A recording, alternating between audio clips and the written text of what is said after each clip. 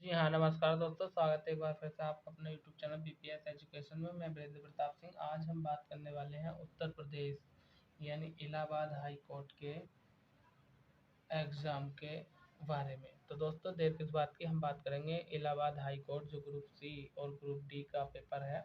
उसका सब्जेक्ट तो आपको पता ही होगा, सिलेबस के बारे में आपको जानकारी होगी कि आपको इसमें 25-25 नंबर के 4 पोर्शन आएंगे। 25 की हिंदी आएगी, 25 का मैथ आएगा, 25 का जीके आएगा और 25 की इंग्लिश आएगी। ठीक है, तो चलिए आज हम प्रैक्टिस की शुरुआत करते हैं। जैसे कि आप यहाँ पर देख रहे होंगे, हमारा पहला क्वेश्चन हिंदी का क्वेश्चन है और ये इस प्रकार है कि क्रिया के मूल रूप को क्या कहते हैं। तो दोस्तों, क्रिया के मूल रूप को धातु कहते हैं। वहीं अगले क्वेश्चन की हम बात करें, क्षणिक शब्द का विलोम क्या है। तो क्षणिक शब्द का विलोम हो जाएगा शाश्वत। यानी क्षणिक का मतलब होता है जो कुछ समय के लिए ही रहे और शाश्वत का मतलब है जो हमेशा के लिए। अगले क्वेश्चन की बात करते हैं। अगला क्वेश्चन हमारा इस प्रकार है, जो कि तीसरे नंबर का, कि हिंदी भाषा में स्वर के कितने भेद होते हैं। तो हिंदी भाषा में स्वर के जो भेद होते हैं वो होते हैं 3।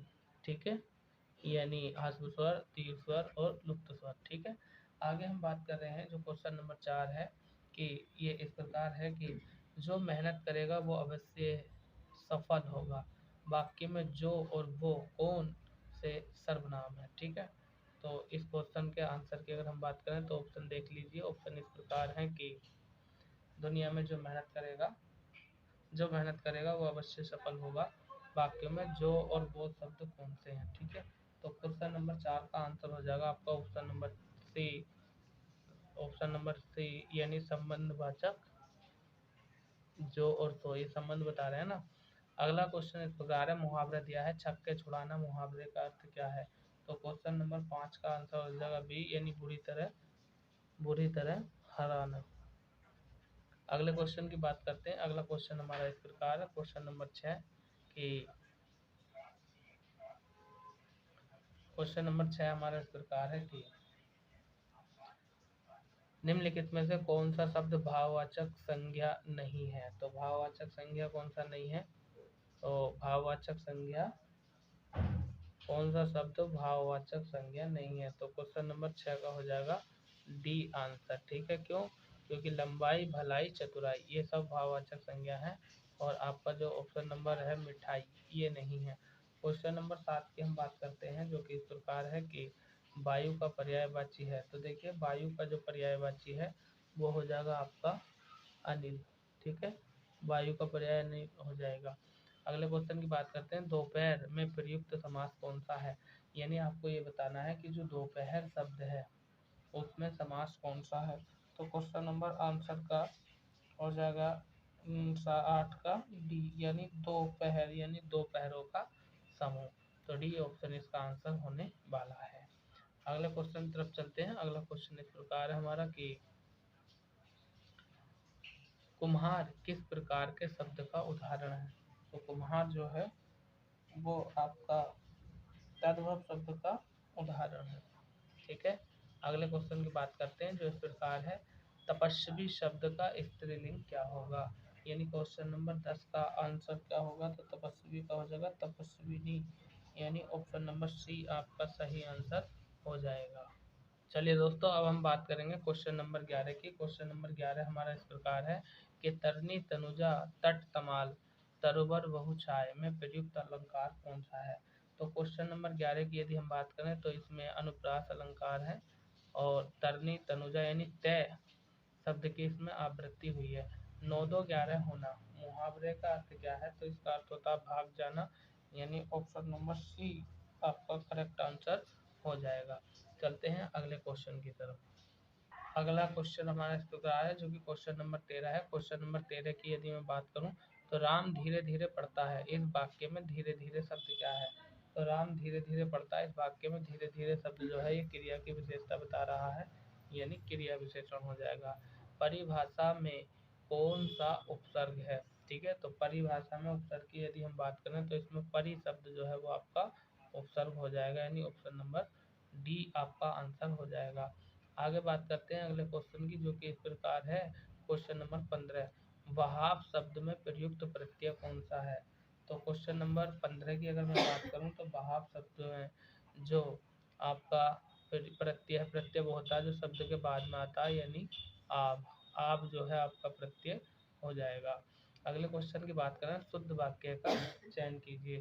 तो जो क्वेश्चन नंबर 16 है इसमें उसके प्राण निकल गए। तो देखिए क्वेश्चन नंबर 16 में उसके प्राण निकल गए, यही वाक्य आपका शुद्ध हो जाएगा, बाकी वाक्य अशुद्ध है। ठीक है, अगले क्वेश्चन की बात करते हैं, क्वेश्चन नंबर 17 की।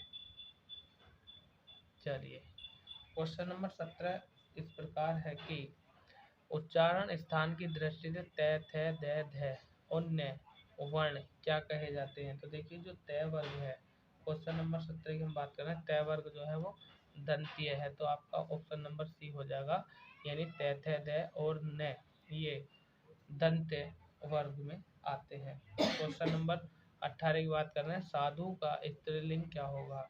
तो साधु का स्त्रीलिंग हो जाएगा साध्वी। साध्वी की यदि हम बात करें तो आपका ऑप्शन नंबर डी यहाँ पर करेक्ट आंसर हो जाएगा। अगले क्वेश्चन की हम बात करते हैं जो कि क्वेश्चन नंबर हमारा 19 है, उन्नति का सही संधि विच्छेद क्या होगा। तो उन्नति का सही संधि विच्छेद हो जाएगा उत प्लस नीति, यानी ऑप्शन नंबर वी। ठीक है दोस्तों, यदि ये सेशन आपको पसंद आ रहा हो और आप हमारे चैनल पर नए हो तो चैनल को सब्सक्राइब कर दीजिए और वीडियो को लाइक कर दीजिए। ठीक है, चलते हैं अगले क्वेश्चन की तरफ। अगला क्वेश्चन हमारा इस प्रकार है, क्वेश्चन है, जिन शब्दों के एक से अधिक अर्थ होते हैं उन्हें क्या कहते हैं। जिन शब्दों के एक से अधिक अर्थ होते हैं भैया उन्हें कहा जाता है अनेकार्थी, यानी एक से अधिक अर्थ रखने वाला अनेकार्थी। तो आपका ऑप्शन नंबर सी, सॉरी ए यहाँ पर करेक्ट आंसर हो जाएगा। अगले क्वेश्चन की बात करते हैं 21 की, निम्न में से कौन सा शब्द शुद्ध है। तो 21 की यदि हम बात करें तो 21 का जो आपका ऑप्शन नंबर डी है वाहिनी, ये आपका करेक्ट आंसर हो जाएगा, ये शुद्ध है, बाकी सब अशुद्ध लिखे हुए हैं। रेलगाड़ी किस प्रकार के शब्द का उदाहरण है। रेलगाड़ी यानी क्वेश्चन नंबर 22 की मैं बात करूं तो रेलगाड़ी जो है वो आपका संकर शब्द हो जाएगी, यानी रेल अंग्रेजी का शब्द है और गाड़ी, तो रेल और गाड़ी दो शब्दों से मिलकर बना है, ये हो गया आपका रेलगाड़ी, यानी संकर शब्द हो गया। क्वेश्चन नंबर हम चलते हैं अगले की तरफ, क्वेश्चन नंबर हमारा 23 और 24 रह जाता है। ठीक है, क्वेश्चन नंबर 23 की अगर मैं बात करूं तो ये इस प्रकार है कि कारक कितने प्रकार के होते हैं। तो कारकों की अगर मैं बात करूं तो कारक हमारे होते हैं 8 प्रकार के। ठीक है ना, कर्ता ने कर्म को संप्रदान से निपे इस तरह से, नहीं तो क्वेश्चन नंबर 23 का आंसर हो जाएगा सी, यानी कारक हमारे 8 प्रकार के होते हैं। क्वेश्चन नंबर 24 की बात करूं, राम की गाय बहुत काली है, इस वाक्य में काली शब्द क्या है। ठीक है, तो राम की गाय बहुत काली है, तो ये क्या है, ये विशेषता ही तो है उसकी, यानी विशेषण हो गया। ठीक है, आगे बात करते हैं क्वेश्चन नंबर 25 की। क्वेश्चन नंबर 25 हमारा इस प्रकार है, जैसे कि यहाँ पर दिया है मोर नाच रहा है, उदाहरण किसका। देखिए मोर जो है नाच रहा है, तो ये वर्तमान काल का उदाहरण है। ठीक है, अगले क्वेश्चन की तरफ चलते हैं। अब यहाँ से हमारा इंग्लिश का सेशन शुरू हो जाता है। ठीक है, तो चलिए पहले क्वेश्चन की यदि मैं बात करूँ तो पहला क्वेश्चन है, in which the following sentence punctuation mark have been used correctly. मतलब पंचुएशन का किस वाक्य में करेक्ट रूप से प्रयोग किया गया है, यानी आपको जो है शुद्ध वाक्य बताना है यहाँ पर। ठीक है, तो क्वेश्चन नंबर 26 की बात करते हैं। चलिए, यदि अभी तक आपने हमारे वीडियो को लाइक नहीं किया है तो वीडियो को लाइक कर दीजिए भाई। एक लाइक और एक सब्सक्राइब में आपका क्या जाता है, तो लाइक और सब्सक्राइब कर दीजिए। ठीक है, क्वेश्चन नंबर 26 की बात कर रहे हैं। तो 26 में यह दिया है, Rose received a fountain pen Jack a watch. तो ये आपका जो ऑप्शन नंबर ए है ये ही आपका करेक्ट आंसर हो जाएगा। ठीक है, क्वेश्चन नंबर हम बात करते हैं 27 की, जो कि इस प्रकार है कि क्वेश्चन नंबर 27 की अगर हम बात करें तो 27वां क्वेश्चन हमारा इस प्रकार है कि यहाँ पर दिया है, choose the correct preposition to the fill in the sentence. मतलब हमें करेक्ट पोजीशन बतानी है, प्रीपोजिशन बतानी है कि यहाँ पर कौन सी प्रीपोजिशन का इस्तेमाल किया जाएगा। Good health is necessary longevity, तो जो नेसेसरी है, इस नेसेसरी के साथ जो प्रीपोजिशन का प्रयोग होगा वो होगा आपका फॉर का। तो नेसेसरी के बाद फॉर आएगा। तो क्वेश्चन नंबर 27 का आंसर ऑप्शन नंबर ए हो जाएगा। क्वेश्चन नंबर हम बात करें 28 की, तो 28 का आंसर हमें देखना है। ये दिया है करेक्ट स्पेल्ट वर्ड इज, यानी कौन सा शब्द जो है शुद्ध वर्तनी में लिखा हुआ, मतलब करेक्ट स्पेलिंग आपको यहाँ पर ढूंढनी है। तो क्वेश्चन नंबर 28 की यदि हम बात करें तो ये आपका ऑप्शन नंबर डी, ठीक है, इल्यूमिनेटेड, ये आपका करेक्ट आंसर हो जाएगा। बाकी सारी स्पेलिंग से गलत लिखी हुई है, इसकी स्पेलिंग सही लिखी है। अगले क्वेश्चन की हम बात करते हैं, क्वेश्चन नंबर 29, जो कि हमारा इस प्रकार है कि the antonym of the word wide is, यानी ये जो आपका वर्ड दिया है ये वाइड, इसका हमें एंटोनियम यानी कि विलोम शब्द ढूंढना है। तो क्वेश्चन नंबर 29 का आंसर हो जाएगा ऑप्शन नंबर सी, यानी कि नैरो। नैरो माने होता है संकीर्ण और इसका होता है खुला हुआ अर्थ, ठीक है ना। तो खुले हुए का संकीर्ण यानी नैरो। आगे चलते हैं क्वेश्चन नंबर 30 की तरफ। क्वेश्चन नंबर 30 हमारा इस प्रकार है, 30, 31, 32 सब आ जाएंगे, टेंशन मत लो। चलिए क्वेश्चन नंबर हम बात करते हैं 30 की, यानी क्वेश्चन नंबर 30। यहाँ पर दिया है choose the right from of pronoun to fill in the blank, मतलब कौन सा प्रोनाउन ठीक रूप से यहाँ पर प्रयोग होगा।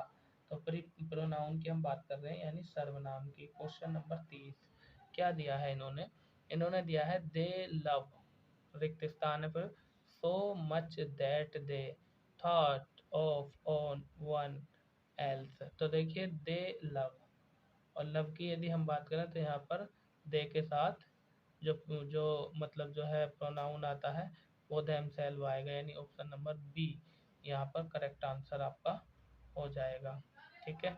अच्छा question number sorry sorry sorry, ओ गलत हो गया,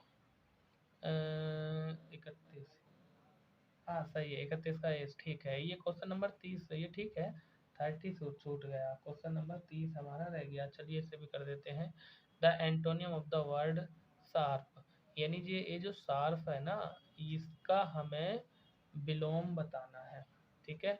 तो शार्प का विलोम हो जाएगा विलेंट, ठीक है। अब यदि हम बात करें हिंदी अर्थ की, तो हिंदी अर्थ भी समझ लीजिए इसका। देखिए जो आपका वर्ड दिया है ना शार्प, तो इस शार्प का अर्थ हो जाएगा आपका, शार्प का अर्थ हो जाएगा धारदार, ठीक है ना। जिसका विलोम होगा, जिसका विलोम होगा वोलेंट, अर्थात थोथर हो जाएगा। थोथर कहते हैं या बिना धार का कहते हैं, ठीक है। आपका शार्प का धारदार और इसका हो जाएगा खुदरा या थोथर, ठीक है। अब क्वेश्चन नंबर 32 की बात करते हैं। क्वेश्चन नंबर 32 की अगर हम बात करें, दिया choose the alternative which can be substitute for the given word sentence, मतलब कुल मिलाकर के ये है, ये जो वाक्य दिया है इस वाक्य के लिए कौन सा एक शब्द प्रयोग में आएगा, इसकी हम बात करने वाले हैं, ठीक है ना।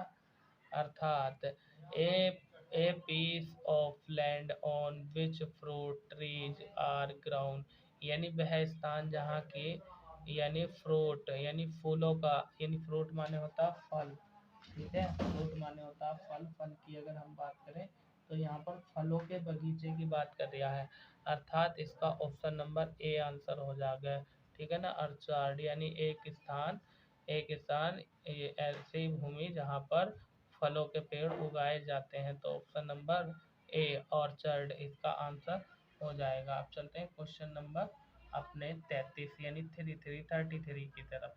क्वेश्चन नंबर 33 की यदि हम बात करें, वीडियो को लाइक कर दो भाई, कितना टाइम लगता है लाइक करने में। चलिए क्वेश्चन नंबर 33 की हम बात कर रहे हैं, जो कि हमारा इस प्रकार है कि find out the adjective and give in the sentence, मतलब हमें एडजेक्टिव का मतलब होता है विशेषण, है ना। चलिए your book is easy to understand, यानी तुम्हारी किताब समझने के लिए मतलब जो है बहुत सरल है। तो इसका जो आंसर हो जाएगा क्वेश्चन नंबर 33 का, वो ये आपका इजी हो जाएगा, यानी 33 का ऑप्शन नंबर सी यहाँ पर करेक्ट आंसर हो जाएगा। क्वेश्चन नंबर 34 की हम बात करें, जो कि इस प्रकार है कि synonym of the word pray, यानी ये जो प्रे शब्द है ना, इसका हमें सिनोनियम बताना। सिनोनियम का मतलब होता है पर्यायवाची। अब यदि हम बात करें क्वेश्चन नंबर 34 में जो आपका PRE प्रे, तो इस प्रे का हमें जो है बताना है सिनोनियम यानी पर्यायवाची। तो ये हो जाएगा आपका विक्टिम। ठीक है, victim, A option. Question number 35 की तरफ चलते हैं हम। 35 हमारा इस प्रकार है। क्वेश्चन नंबर 35 की हम बात कर रहे हैं कि choose the correct meaning of the given words. ठीक है, गिवन वर्ड्स यानी अनयूजुअल। ये जो अनयूजुअल शब्द दिया है, इसका सही माने में सही मीनिंग कौन सा होगा, ये हमें बताना है। तो क्वेश्चन नंबर 35 का ऑप्शन नंबर ए आंसर हो जाएगा। ठीक है, अनकॉमन। ऑप्शन नंबर ए इसका करेक्ट आंसर हो जाएगा। आगे हम बात करने वाले हैं क्वेश्चन नंबर 36 की, यानी 36। Identify in the interjection from the following sentence. ठीक है, यानी ये जो हमें सेंटेंस दिया है, इसमें इंटरजेक्शन का हमें सही से प्रयोग करना है कि क्या आएगा। Bravo, well done players. ठीक है ना, ब्रेवो यानी शाबाश, आहा, वेल डन तुमने बहुत अच्छा किया, प्लेयर्स माने खिलाड़ी यानी खेलना। तो कहने का मतलब ये है, क्वेश्चन नंबर 36 की यदि मैं बात करूं, तो यहाँ पर आपका इसका एक जो है, ये जो ब्रेवो शब्द है, यही आपका इंटरजेक्शन को दर्शाता है। क्वेश्चन नंबर अगला हमारा जो कि है 37 यानी 37, इसकी हम बात करने वाले हैं। 37 की यदि मैं बात करूं, तो इसमें दिया है कि select the related word for the given alternatives, यानी जिस तरह से आपका रिवर है, रिवर से टर्म है, ठीक है ना, वैसे ओशियन से संबंधित कौन सा शब्द आएगा। तो 37 के लिए यदि हम बात करें, तो आपका जो आंसर आएगा यहाँ पर करंट बैठेगा। ठीक है, ये आपका आंसर हो जाएगा। अगले क्वेश्चन नंबर 38 की हम बात करते हैं, जो कि हमारा इस प्रकार है। क्या दिया है इन्होंने, what is the plural of diary. ये जो डायरी है ना, इसका बहुवचन बताना हमें। प्लूरल का मतलब होता है बहुवचन और सिंगुलर का मतलब होता है एक वचन। तो क्वेश्चन नंबर 38 की यदि मैं बात करूं, तो 38 में डायरी का जो प्लूरल होगा वो डायरीज हो जाएगा। ऑप्शन नंबर आपका बी यहाँ पर करेक्ट आंसर हो जाएगा। क्वेश्चन नंबर 39 की यदि मैं बात करूँ, इसमें दिया है write the full form of here's, यानी ये जो लिखा है ही अपस्ट्रोफी और एस, तो इसका मतलब क्या होता है। तो इसका मतलब होता है ही इज। ठीक है, शॉर्टकट में लिखा है और ये इसकी फुल फॉर्म है he is. B option question number 39 का करेक्ट आंसर हो जाएगा। आगे हम बात करने वाले सॉरी, क्वेश्चन नंबर 40 और क्वेश्चन नंबर 40 की हम बात करेंगे, जो कि हमारा इस प्रकार है। यहाँ पर क्वेश्चन नंबर 40 में दिया है choose the beneficial word from the given exampled word, यानी ये जो आपका दिया है मेडल, इसका हमें मतलब इसी से मिलता जुलता हमें बताना। क्वेश्चन नंबर 40 की यदि मैं बात करूं, तो देखिए इसका जो आंसर हो जाएगा 40 का, वो ऑप्शन नंबर बी हो जाएगा। कैसे होएगा, जरा सुन लो। ठीक है ना, क्वेश्चन नंबर 40 की अगर हम बात करते हैं, ठीक है, तो जम्बलेस्ड जो शब्द दिया है इसमें, ये वाला ये जो दिया है जम्बलेस्ड, जम्बलेस्ड शब्द जो है मैडर्ड से या ड्रीम से बनाया जाता है, जिसका अर्थ होता है सपना। ठीक है ना, ड्रीम मतलब सपना और जम्बलेड का भी अर्थ ही होता है। अब हम बात करते हैं क्वेश्चन नंबर 41 की। क्वेश्चन नंबर 41 इस प्रकार है कि pick out the noun in the given sentence, यानी your army is second to none, यानी हमें ये बताना है कि इस जो ये जो वाक्य दिया है your army is second to none, यानी इसमें हमें नाउन बताना। नाउन का मतलब होता है संज्ञा। तो 41 की यदि हम बात करें, तो अवर आर्मी यानी हमारी सेना। तो कुल मिलाकर के बी ऑप्शन यानी आर्मी जो है एक नाउन है, तो इसका आंसर हो जाएगा ऑप्शन नंबर बी। ठीक है, क्वेश्चन नंबर 42 की तरफ चलते हैं भैया, 42 और 43। ठीक है, चलिए क्वेश्चन नंबर, अगर मैं 42 की बात करूं तो क्वेश्चन नंबर 42 हमारा इस प्रकार है कि read the given sentence carefully and choose the correct tense. She is coming next week. ठीक है, तो यानी सी माने वह है, इज माने है, कमिंग माने आ रही, नेक्स्ट वीक यानी अगले सप्ताह, वह अगले सप्ताह आ रही है। क्वेश्चन नंबर 42 के आंसर की यदि मैं बात करूं तो यहाँ पर आपका ऑप्शन नंबर ए हो जाएगा। यानी ये जो सेंटेंस दिया है ये आपका प्रेजेंट कंटिन्यूअस टेंस में बात कही गई है, तो प्रेजेंट कंटिन्यूअस टेंस है। क्वेश्चन नंबर 43 की यदि मैं बात करूं, चूज द करेक्ट वर्ब, यानी हमें कौन सी वर्ब का इसमें प्रयोग करना है, सही वर्ब कौन सी आएगी इसमें। क्रिया की बात कर रहे हैं, प्रेमचंद, यहाँ पर खालिस्तान दिस नोवेल, यानी जो प्रेमचंद की बात कर रहा हूँ मैं, तो प्रेमचंद क्या करेंगे, नोवेल को लिखेंगे, यानी यहाँ पर ऑप्शन नंबर बी आपका करेक्ट आंसर हो जाएगा, यानी प्रेमचंद के द्वारा नोवेल, यह नोवेल लिखा गया। ठीक है, आगे बात करते हैं क्वेश्चन नंबर 44 की। क्वेश्चन नंबर 44 यानी 44 की हम बात कर रहे हैं, तो वो इस प्रकार है कि fill in the blank with the present continuous tense of the given verbs it, यानी हमें प्रेजेंट कंटिन्यूअस टेंस में भरना है क्या, कि यहाँ पर खाली जगह पर क्या आएगा। ठीक है, यानी इट खाली जगह रैनिंग सिंस लास्ट डे। ठीक है, क्वेश्चन नंबर 44 की अगर मैं बात करूं तो ये है इट माने इट हैज, यानी पिछले लास्ट इवनिंग शाम को वर्षा हो रही थी। ठीक है, तो यहाँ पर हैज बीन आएगा। यदि आपने टेंस नहीं पढ़े हैं तो इसमें गलती आपकी है। टेंस तो कक्षा 4-5 से शुरू हो जाते हैं और हाई स्कूल इंटर में तो टेंस बहुत मजबूत हो जाते हैं बच्चे के। अब यदि टेंस भी आपसे नहीं आते हैं तो ये आपकी कमी है, मेरी कमी नहीं है। ये इतनी इतनी हार्ड अंग्रेजी नहीं आएगी। अगर इलाहाबाद हाई कोर्ट की हम बात करें तो इंटर तक की ही अंग्रेजी आएगी, और अभी तक भी जितने क्वेश्चन आए ये इंटर लेवल तक के ही तो हैं, 12th तक के। क्वेश्चन नंबर 45 की यदि मैं बात करूं तो ये इस प्रकार है कि 45 की बात कर रहा हूं मैं, चूज द करेक्ट वर्ब, यानी कौन सी वर्ब का इसमें इस्तेमाल सही होगा। The ladies, tennis, every, everyone. ठीक है ना, एवरी, एवरिन। क्वेश्चन नंबर 45 में जो आपका ऑप्शन नंबर फिट बैठेगा वो सी बैठेगा, ladies play tennis every evening, यानी जो महिलाएं होती हैं प्रति शाम को, प्रति इवनिंग को, मतलब ये है टेनिस खेल खेलती हैं।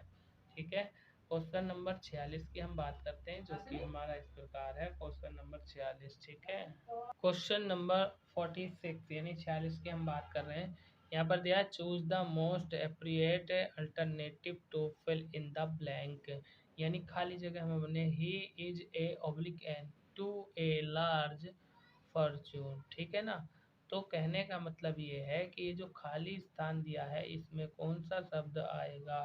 क्वेश्चन नंबर 46 की मैं बात करूं तो यहाँ पर ही के साथ हेयर का प्रयोग किया जाएगा, option number C correct answer हो जाएगा। क्वेश्चन नंबर 47 की बात करते हैं, 47 के आंसर की, which of the following idiom is wrongly quoted, यानी कौन सा गलत दिया गया है। ईडियम का मतलब होता है मुहावरा, यहाँ पर यदि हम बात करें तो क्वेश्चन नंबर 47 का आंसर हो जाएगा option number A.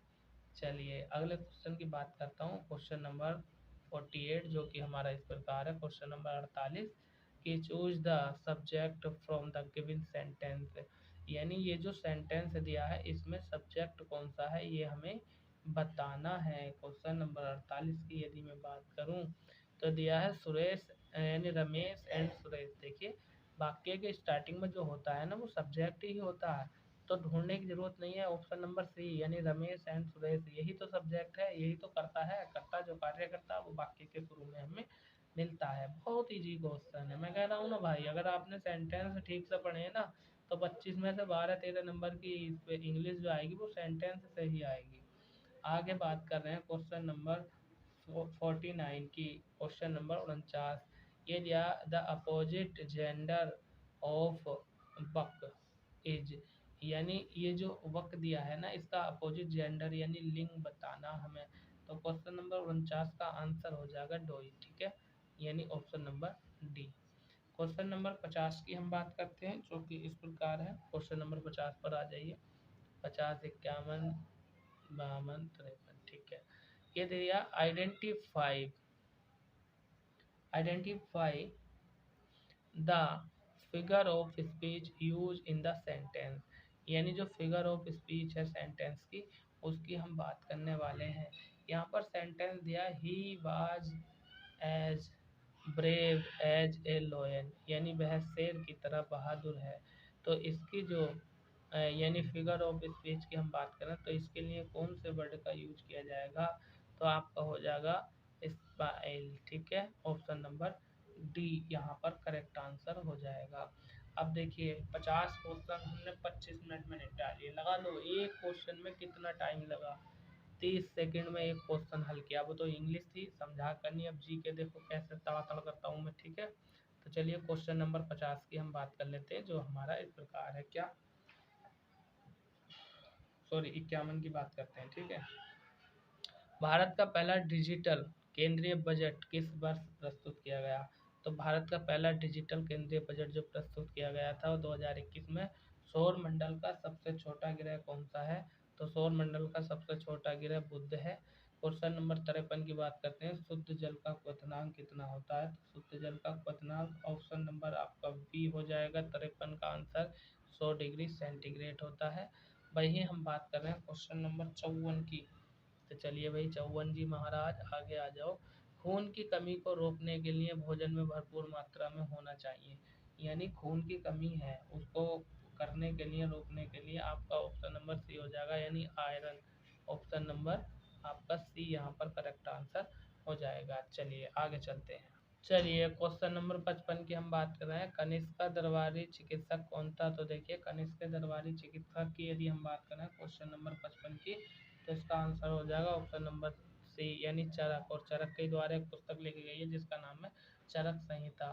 Plastic money का क्वेश्चन नंबर 56 की मैं बात कर रहा हूँ। 56वां क्वेश्चन हमारा इस प्रकार है कि प्लास्टिक मनी का आशय क्या है, तो प्लास्टिक मनी की यदि हम बात करें तो क्रेडिट कार्ड, यानी इसको प्लास्टिक मनी कहा जाता है। क्वेश्चन नंबर 57 की बात कर रहे हैं। भूदान आंदोलन किसने प्रारंभ किया था, तो भूदान आंदोलन की यदि हम बात करें तो विनोबा भावे ने शुरू किया था। सानिया मिर्जा किस खेल से संबंधित है, क्वेश्चन नंबर 58 की यदि मैं बात करूं तो ऑप्शन नंबर डी हो जाएगा, टेनिस खेल से संबंधित है।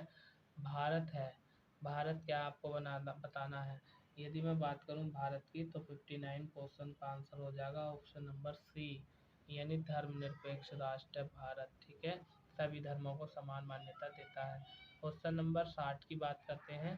साधारण नमक क्या है, तो साधारण नमक की यदि हम बात करें तो 60 का ऑप्शन नंबर बी हो जाएगा, यानी सोडियम क्लोराइड, NaCl बोलते हैं ना केमिस्ट्री में इसको। क्वेश्चन नंबर 61 की बात करता हूँ। पोटास का प्रयोग मुख्यतः में होता है, तो 61वां क्वेश्चन की हम बात करें तो ऑप्शन नंबर 61 का हो जाएगा आपका डी, यानी पोटास का प्रयोग मुख्यतः रासायनिक खाद के लिए किया जाता है। पृथ्वी पर सूर्य की किरणें लगभग कितने समय में यानी कितने मिनट में पहुंचती हैं, क्वेश्चन नंबर 62 की यदि हम बात करें तो इसका आंसर हो जाएगा ऑप्शन नंबर डी, यानी 8 मिनट में जो है सूर्य का प्रकाश पृथ्वी पर आ जाता है। आगे हम बात कर रहे हैं क्वेश्चन नंबर 63 की, यानी भारत का राष्ट्रीय नदी कौन सी है, तो भारत की राष्ट्रीय नदी हो जाएगी आपकी गंगा, ऑप्शन नंबर ए। गुरुदेव उपाधि किसकी है, तो गुरुदेव उपाधि की यदि मैं बात करूँ क्वेश्चन नंबर 64 की, तो सी आंसर हो जाएगा रविंद्रनाथ टैगोर की उपाधि थी गुरुदेव, ठीक है, महात्मा गांधी ने कहा था इन्हें। निम्न में से कौन सा देश भारत का पड़ोसी है, तो देखिए ये जो पाकिस्तान है हमारा कट्टर यानी नल्ला, यही पड़ोसी है। क्वेश्चन नंबर 66 की बात करते हैं। क्वेश्चन नंबर 67 की भी बात यहीं पर कर देते हैं। तो क्वेश्चन नंबर 86, राष्ट्रपति द्वारा राज्यसभा हेतु कितने सदस्य मनोनीत किए जाते हैं, तो क्वेश्चन नंबर 66 का आंसर हो जाएगा सी, यानी 12 व्यक्ति जो है राज्यसभा में राष्ट्रपति द्वारा मनोनीत किए जाते हैं। अपील के लिए भारत में अंतिम न्यायालय कौन सा है, तो क्वेश्चन नंबर 67 का आंसर हो जाएगा सी, यानी सर्वोच्च न्यायालय जो है सुप्रीम कोर्ट, ये अंतिम न्यायालय है अपील के लिए, ठीक है। चलिए आगे चलते हैं अगले क्वेश्चन की तरफ। क्वेश्चन नंबर 68 जो हमारा इस प्रकार है कि किस प्रकार की वस्तुएं प्रकाश को आर पार नहीं होने देती। तो 68 का आंसर हो जाएगा ऑप्शन नंबर ए, जो अपारदर्शी वस्तुएं होती हैं। ए ऑप्शन हो जाएगा इसका आंसर, ठीक है। क्वेश्चन नंबर 69 की हम बात करें, निम्नलिखित में से कौन सा यंत्र भूकंप की तीव्रता मापता है। तो भूकंप की तीव्रता मापता है ऑप्शन नंबर ए यानी सिस्मोग्राफ इसका आंसर हो जाएगा। अगले क्वेश्चन की बात कर रहे हैं, क्वेश्चन नंबर 70 जो कि इस प्रकार है कि जो यूएनओ है इसका मुख्यालय कहाँ है। 70वां यूएनओ का मुख्यालय न्यूयॉर्क में है, न्यूयॉर्क, ठीक है, जो कि अमेरिका में पड़ता है। ए ऑप्शन हो जाएगा। आकर सारनाथ में जो स्तूप है इसकी स्थापना की गई थी, यानी सारनाथ का जो स्तूप है इसकी स्थापना किस शासक ने की थी। तो ऑप्शन नंबर 71 का आंसर हो जाएगा बी यानी अशोक के द्वारा की गई थी। अगला क्वेश्चन है, दूध को दही में बदलने वाला सूक्ष्म जीवी कौन है। तो क्वेश्चन नंबर 72 का आंसर हो जाएगा ऑप्शन नंबर डी यानी लैक्टोबैसिलस, ये दूध को दही में बदल देता है। आगे चलते हैं, क्वेश्चन नंबर 63 की हम बात करते हैं, सॉरी 73 की बात करते हैं। 73 वह है, जिम कॉर्बेट नेशनल पार्क कहाँ पर है। तो ये भैया उत्तराखंड में, और भारत का सबसे पहला ये नेशनल पार्क या राष्ट्रीय उद्यान है। ये इन किस देश की मुद्रा है। क्वेश्चन नंबर 74 की अगर मैं बात करूँ तो येन जो है आपके जापान की मुद्रा है। गोलकुंडा का किला कहाँ स्थित है। तो गोलकुंडा का किला आपका तेलंगाना राज्य में है, ठीक है। आगे चलते हैं, आगे हम बात करते हैं क्वेश्चन नंबर 76 की यानी 76 की।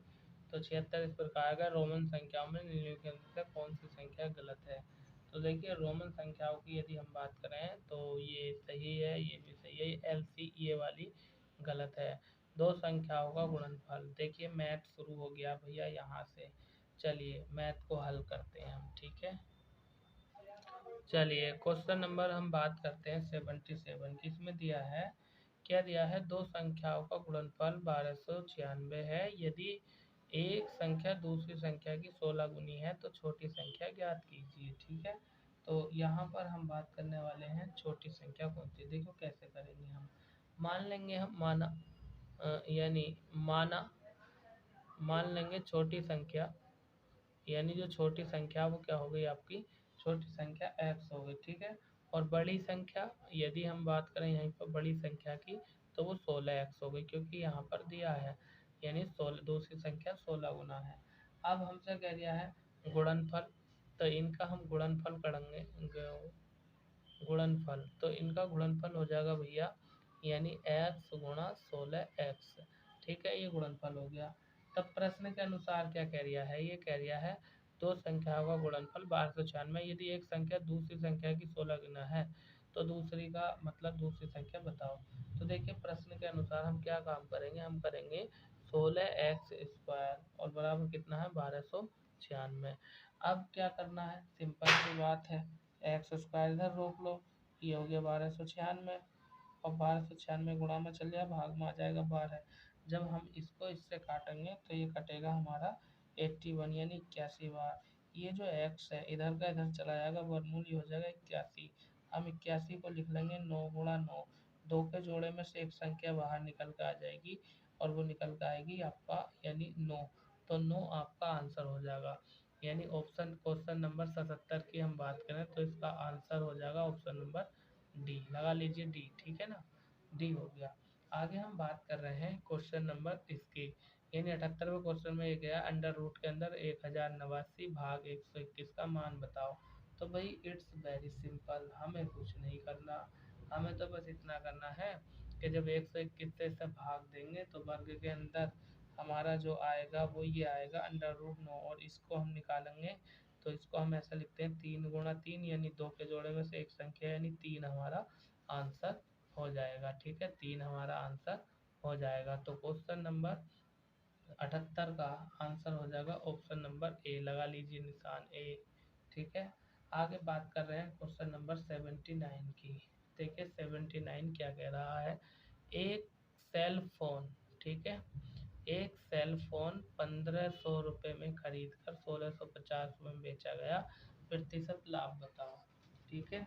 तो देखो भाई कैसे करेंगे इस क्वेश्चन को, यहाँ पर समझ लो, यानी हम बात कर रहे हैं 79 की। तो एक फ़ोन जो है खरीदा, यानी उसका हम बात कर रहे हैं क्रय मूल्य की। तो क्रय मूल्य मतलब कितने में खरीदा, इन्होंने खरीदा है भैया 1500 रुपये में, सवाल को पढ़ लीजिए। और विक्रय यानी बेचा कितने में है, इनका विक्रय मूल्य ये बेच रहे हैं 1650 रुपये का। तो पहले तो यहाँ लाभ निकाल लो, जब इसमें से हम इसे घटाएंगे तो लाभ आ जाएगा हमारे पास, यानी लाभ बराबर 150 रुपये, 150 रुपये का लाभ आ जाएगा। हमसे पूछा लाभ प्रतिशत, तो लाभ प्रतिशत क्या होता है भैया, ये होता है आपका, यानी लाभ कितने का हुआ, 150 रुपये का। कितने पर हुआ था, 1500 रुपये पर। ठीक है, 1500 की तो खरीदी थी, गुणा में हम क्या करेंगे, 100 करेंगे। ठीक है ना, प्रतिशत के लिए। तो देखो इस जीरो से ये जीरो कट जाएगा। ठीक है, इस जीरो से ये जीरो, इसकी हम बात करें 15 ढाई 150, 10 बार, और 10 से इसे काटेंगे तो 10 ढाई 100, मतलब कुल मिलाकर के 10% का उसे लाभ हो गया। क्वेश्चन नंबर 79 की यदि मैं बात करूं तो ऑप्शन नंबर ए आंसर लगा लो, इसका ए आंसर हो जाएगा। क्वेश्चन नंबर 80 की बात करते हैं, जो कि इस प्रकार है। चलिए क्वेश्चन नंबर 80 की बात कर रहे हैं हम। 80 में दिया है इन्होंने कि 450 रुपये की राशि के लिए साधारण ब्याज में प्रतिवर्ष 4.5% की दर से ब्याज के रूप में 81 रुपये प्राप्त करने के लिए कितना समय लगेगा। यानी 450 रुपये है, इस पर साधारण ब्याज दे दिया।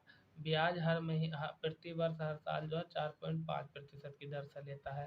तो 81 रुपये प्राप्त करने के लिए कितना समय लगेगा इसे। तो कुछ नहीं करना भैया, हम जानते हैं साधारण ब्याज का एक फार्मूला होता है, क्या ये होता है। क्वेश्चन नंबर हम बात कर रहे हैं 80 की, क्या यानी मूलधन गुणा समय और गुणा दर, और सबके बटे कितना आ जाता है, सबके बटे आ जाता है 100।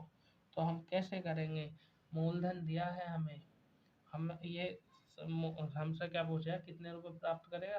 तो भैया 81 रुपये तो हमसे प्राप्त करवा दिया है। मूलधन दिया है 450 रुपये का।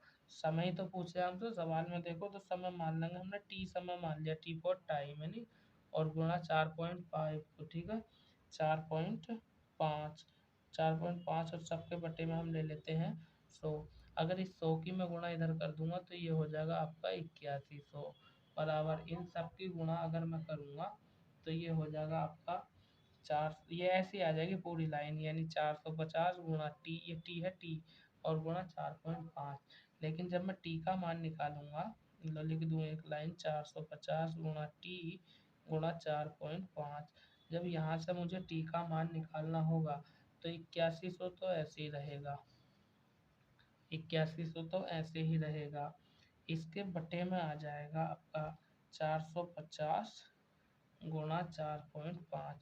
जब इस सबको हम हल करेंगे तो 4 वर्ष आपका आंसर हो जाएगा। ठीक है, अब गुणा भाग भी आपसे नहीं आती है, वो भी मैं बताऊं तो बड़ी गलत बात है। क्वेश्चन नंबर 80 का आंसर हो जाएगा ऑप्शन नंबर बी, यानी 4 वर्ष। अब हम बात करते हैं क्वेश्चन नंबर 81 की। 81 हमारा इस प्रकार है, चलिए हल करते हैं 81 को। ये कह रहा है कि प्रत्येक संख्या के निकटतम सैकड़े के रूप में गुणनफल इतने इतने का अनुमानित मान क्या होगा। तो गुणनफल करना भैया, इसकी यदि मैं बात करूं तो इसका डायरेक्ट आंसर लगा दो, जब इसकी गुणा करेंगे 624 यानी 2400, यानी आपका ऑप्शन नंबर आपका सी इसका आंसर हो जाएगा, लगा लीजिए 81 का सी। आगे चलते हैं, अब हम बात करेंगे क्वेश्चन नंबर 82 की। तो देखिए ये काफ़ी बड़ा क्वेश्चन है, बहुत हल्का है, हल करूँगा ज़्यादा टाइम लगेगा। मैं आपको इसका डायरेक्ट आंसर बता देता हूँ। क्वेश्चन नंबर 82, इसमें क्या करेंगे, भाग का चिन्ह हटाओ, इन सबको जोड़ो, फिर भाग का चिन्ह हटाया, गुणा का निशान और इसका उल्टा कर दो। तो क्वेश्चन नंबर 82 का आंसर हो जाएगा आपका 30/37, यानी ए ऑप्शन इसका आंसर है। क्वेश्चन नंबर 83 की बात कर लेते हैं। 83 ये कह रहा है, एक कक्षा में 40 छात्रों की औसत आयु 18 वर्ष है। जब एक अध्यापक को सम्मिलित किया जाए तो औसत आयु 19 वर्ष हो जाती है। अध्यापक की औसत आयु बताओ। भैया कक्षा में 40 छात्र हैं, उनका औसत 18 वर्ष है, लेकिन एक अध्यापक को और मिला लिया तो औसत आयु कितनी हो गई, 19 वर्ष। तो अध्यापक की उम्र बतानी है, तो हमें क्या करना है, देखो टोटल औसत कुल सबका औसत निकाल लो, यानी 18 औसत है कितनों का, 40 का। जब इसकी गुणा करेंगे तो 1872 यानी 720 टोटल वर्ष हो गया, ठीक है ना, 720 वर्ष हो गया। आगे हमसे बात कर दिया है कि 40 तो छात्र हो गए, एक अध्यापक हो गया, यानी 40 और एक कितने हो गए, 41 हो गए। और अध्यापक का औसत बढ़ने से कितना हो गया, 19। इनकी गुणा कर दो, कितना हो जाएगा, 41 नमा, ठीक है, और 41 यानी 779 इसका आंसर आ जाएगा। जब हम इस 720 घटाएंगे 779 में से, तो हमारा घटने के बाद आएगा 59 वर्ष। यही हमारे अध्यापक की आयु है। क्वेश्चन नंबर 84 की बात करते हैं। 84 में क्या कह रहा है, 84 में कह रहा है कि दो दो दशमलव संख्याओं का गुणनफल 12.194 है। इनमें से अगर एक संख्या 4.69 है तो दूसरी संख्या ज्ञात कीजिए। देखिए कैसे ज्ञात करेंगे। इसमें क्वेश्चन नंबर 84 में हमें कुछ नहीं करना। हमने एक संख्या मान लो, एक संख्या मान ली ए और एक मान ली बी, ठीक है। ए और बी कितना बता रहा है, इनका 12.194 बता रहा है। हमने क्या करना है, एक संख्या ए का तो मान हमें दे रखा है इन्होंने, ये 4.69, बी का ही तो निकालना है। तो कुछ मत करो, वी को यहाँ रख लो, 12.194, और इसके बटे में ए का मान क्या दिया सवाल में, ये दिया इन्होंने 4.69। जब इसे हल करोगे तो हल करने के बाद 2.6 आपका आंसर आ जाएगा। और ये देख लो कौन से ऑप्शन में, ऑप्शन नंबर बी, 84 का ऑप्शन नंबर बी आपका आंसर हो जाएगा। क्वेश्चन नंबर हम 85 की बात करते हैं, जो इस प्रकार है। अब हम बात करेंगे क्वेश्चन नंबर 85 में दिया है कि श्रेणी 2, 5, 10, 14, 18, 23, 26, 32 में लुप्त संख्या क्या है, यानी जो अगली संख्या आएगी वो क्या आएगी। देखिए तो बहुत हल्का सवाल है, रीजनिंग की भी यदि हम बात करें तो उसमें इस प्रकार के सवाल आते हैं। तो भैया इसमें आपको थोड़ा हिसाब लगा लेना, यानी ये जो संख्या दी है मैं यहाँ पर लिख रहा हूँ, 2, 5, 10, 14, 18, 23, 26, ठीक है। तो इनका देखो यानी एक संख्या छोड़ गए, 2 से 10, 18, 18 से 26, यानी 5 में कितना जोड़ा, 5 में 9 जोड़ेंगे 14, 14 में 9 जोड़ेंगे 23, 23 में 9 जोड़ेंगे तो अगली संख्या यहाँ पर 32 दी है। तो कहने का मतलब ये है कुल मिलाकर के जोड़ो, इतना इतना 9 जोड़ दूँ इसमें, यानी 32 में 9 जोड़ दूंगा तो कितना आ जाएगा, नहीं यहाँ से भी नहीं आएगा, यहाँ से आ जाएगा, हाँ 26 में 8 जोड़ूँ 34 आंसर आ जाएगा इसका। तो क्वेश्चन नंबर 85 का ऑप्शन नंबर आपका बी आंसर है, ठीक है। 86 की बात कर रहे हैं। मूलधन 5,000 का 7/1/2 का वार्षिक ब्याज की दर से 3 वर्ष के समय में साधारण ब्याज ज्ञात कीजिए। तो देखिए क्वेश्चन नंबर 86 हम कैसे ज्ञात करेंगे। हमारे पास एक फार्मूला होता है, क्या फार्मूला होता है, फार्मूला होता है PRT बटे 100। पी मूलधन आर रेट होता है, ठीक है ना, पी मूलधन और आर रेट होता है, और टी का मतलब होता है समय। तो हमें कुछ नहीं करना, जो जो दिया वो लिख दो सारा, यानी 5,000 गुणा 15 कर लो, यानी 7 दूनी 14, 15, 15/2 और गुणा 3। हम नीचे लिखते 100, लेकिन ये 15/2 तो डायरेक्ट कर दिया 200, 2 जीरो 2 जीरो काट दो। जब इन सबकी गुणा भाग करूँगा तो आंसर आ जाएगा आपका 11/25। ये आपका आंसर है, देख लीजिए कौन सा बैठ रहा। तो क्वेश्चन नंबर 86 का आंसर हो जाएगा आपका ऑप्शन नंबर डी। हम बात कर रहे हैं 87 की। 5 मीटर चौड़े आयताकार बगीचे का क्षेत्रफल ज्ञात करो, ठीक है ना, लंबाई क्या होगी। तो 86 की यदि मैं बात करूँ, 87 की मैं बात करूँ तो कुछ मत करो भैया, इसमें कितना दिया है इन्होंने, इन्होंने दिया 300 वर्ग मीटर दिया है। ये कह रहा 5 मीटर लंबा, तो क्षेत्रफल क्या होता है, लंबाई गुणा चौड़ाई, लंबाई x मान लो, लंबाई हम x मान लेंगे, और गुणा चौड़ाई कितनी है 5, इससे ऐसा काट दो, कितनी बार कटेगा, x का मान आ जाएगा 60, ठीक है। यही आंसर है, तो 87 का ऑप्शन नंबर ए आंसर हो जाएगा। क्वेश्चन नंबर 88 की बात करने वाले हैं अब हम। 88 में कह दिया 3 संख्याएं 2:3:5 के अनुपात में है और उनके वर्गों का योग 342 है, तो संख्या क्या होगी। देखिए अगर मैं बात करूं क्वेश्चन नंबर 88 की, तो कोई ज़्यादा बड़ी बात नहीं है, इनके वर्गों की बात कर लेते हैं हम। सवाल थोड़ा लंबा है, इसमें कुछ नहीं करना। इसको मान लो 2x, इसको मान लो 3x, इसको मान लो 5x, ठीक है। इन सब का वर्ग करके बराबर रख दो 342, ठीक है। यानी देखो मैं यहाँ पर जमा देता हूँ सवाल, ठीक क्या, कि 2:3:5 दिया, इसको मान लो 2x, इसका वर्ग कर दो, प्लस 3x, इसका वर्ग कर दो, प्लस 5x, इसका वर्ग कर दो, और इनका सबका योग कितना बता दिया है 342। जब आप इसको हल करोगे तो हल करने के बाद आपका आंसर आएगा 3, 3 आंसर आएगा। हमसे पूछ लिया तीनों संख्याएं, तो तीनों संख्याएं यानी इस 3 से गुणा कर दो। तीनों संख्याओं की बात करेंगे, यानी एक तो है 2x, तो 2x का मतलब ये है कि 2 गुणा 3 तो कितनी होगी, एक तो होगी 6। दूसरी है आपकी 3x, यानी 3x यानी 3 गुणा 3 यानी कितना हो जाएगा 9। चौथी है 5x, ठीक है, 5x यानी 5 गुणा 3 5 दिया 15, यानी 6 9 15। देख लो कौन सा ऑप्शन में, ऑप्शन नंबर ए 6 9 15 यही आंसर हो जाएगा। आगे कह रहे हैं क्वेश्चन नंबर 89 की बात कर रहे हैं। ये कह रहे हैं एक साइकिल सवार 3 मिनट में 1 पॉइंट कितना दिया है, ये एक सेकेंड, 1.2 किलोमीटर प्रति घंटा की दूरी तय करता है, उसकी गति प्रति घंटा क्या होगी। तो क्वेश्चन नंबर 89 में कुछ नहीं करना हमें, ठीक है, कुछ नहीं करना है। जब आप आंसर लगाओगे तो इसका आंसर 24 किलोमीटर आ जाएगा, ठीक है, 24 किलोमीटर प्रति घंटा, ये वाला, ये 24 किलोमीटर प्रति घंटा, ये ऑप्शन। क्वेश्चन नंबर 90 की बात कर लेते हैं हम, यानी 90। त्रिभुज ABC का मान ज्ञात कीजिए, यानी त्रिभुज ABC का मान ज्ञात करना हमें। हम जानते हैं त्रिभुज के 3 कोण, ये दिया है 60।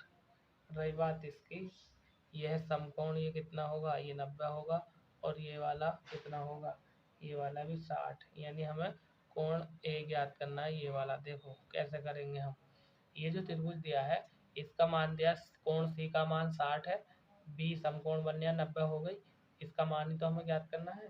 तो हम जानते हैं, यानी क्या जानते हैं, कोण A प्लस कोण B प्लस कोण C, ठीक है, बराबर 180। अब कोण A का मान हमें, कोण A का मान हमें ज्ञात करना। B का मान कितना है, ये देखो यहाँ पर लिख दिया समकोण है, तो B कोण हो जाएगा 90 का। कोण C का मान हमें यहाँ दिया कितना 60 और बराबर 180।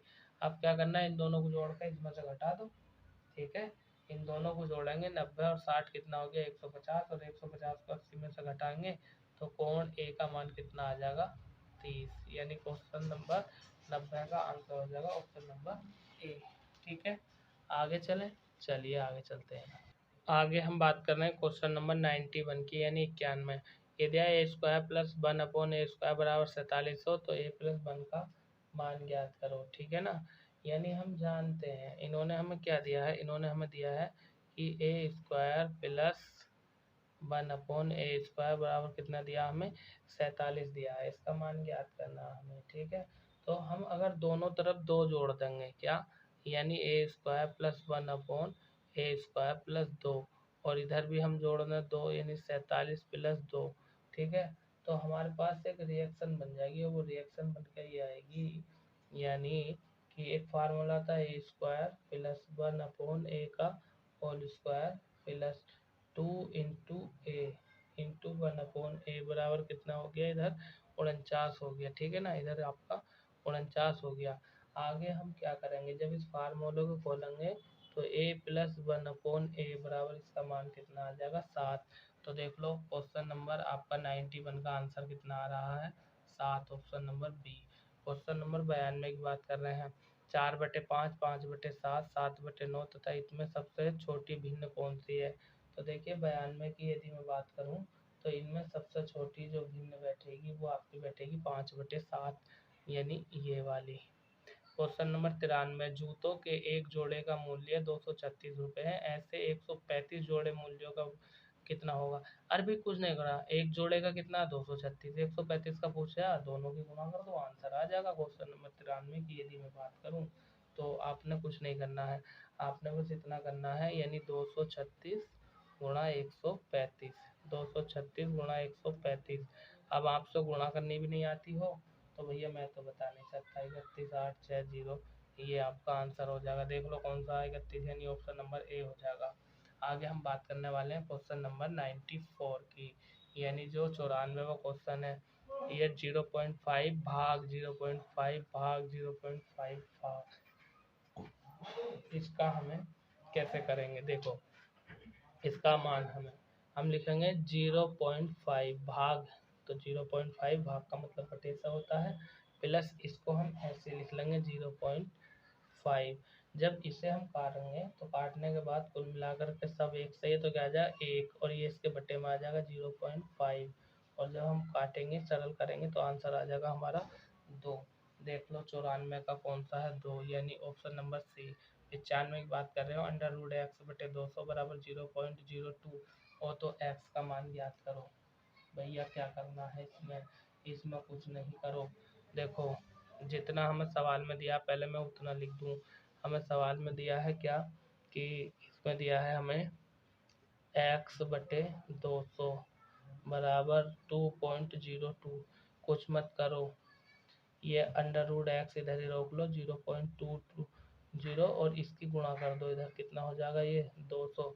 जब हम इसको गुणा करेंगे तो गुणा करने के बाद हमारा जो आएगा कुल मिलाकर के वो आ जाएगा 4।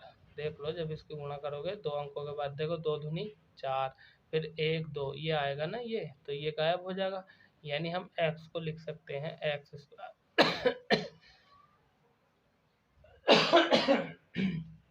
चलिए इधर का स्क्वायर इधर, यानी x बराबर 4 का वर्ग 16, ये आंसर आ जाएगा। तो क्वेश्चन नंबर हम बात कर रहे थे 95 का हो जाएगा आपका ऑप्शन नंबर सी। 96 की बात करते हैं, तो 96 की यदि मैं बात करूं तो ये दिया है क्या, कि किसी घन का 1/4 भाग इतने हैं तो उसका 1/2 भाग कितना होगा। इट्स वेरी सिंपल, ठीक है, यानी हम मान लेते हैं किसी घन को मान लेते हैं, हमें नहीं पता घन क्या है, लेकिन हम इतना तो जानते हैं कि जो नहीं पता होता तो हम x मान लेते हैं, ठीक है ना।